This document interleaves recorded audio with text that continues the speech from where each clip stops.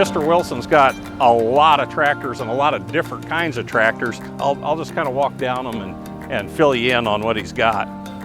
He did kind of have a thing for Slopenose 816, so he's actually got three, a couple of different variations. All of those are restored. Did a nice job on them. But I do want to point out this tractor. This is a 1530A Hartpar. You know, Hartpar was well known for their 3060 size tractors and their prairie tractors and the Oil Kings. We've got an International 1020 Titan, and you know, this was really for IH. This was a breakthrough tractor, and this was kind of their first attempt at a small tractor for the farm. What I've always liked about a 1020 International Titan, you can sit on the seat and that 2-cylinder motor starts rocking you like this, and before long you're asleep. Pretty neat and hard to find. You know, we're down here in South Carolina, and this is very indicative of a tractor, a North Carolina, South Carolina tractor.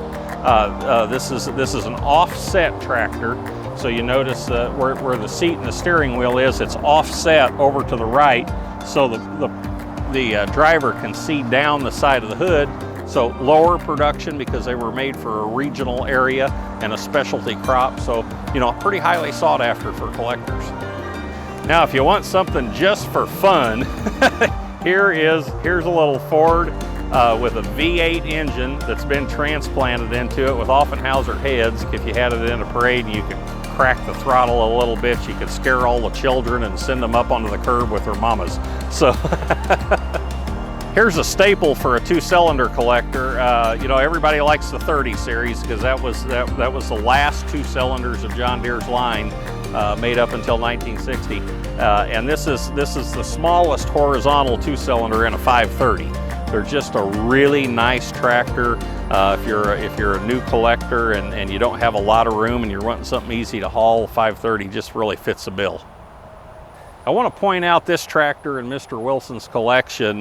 This is an Oliver 60. You know, it was a small row crop tractor, a chore tractor, and there were really very few that came out with a wide front. In fact, there was a dealer program that the wide fronts were sent out to the dealers, and then they added them to the 60s.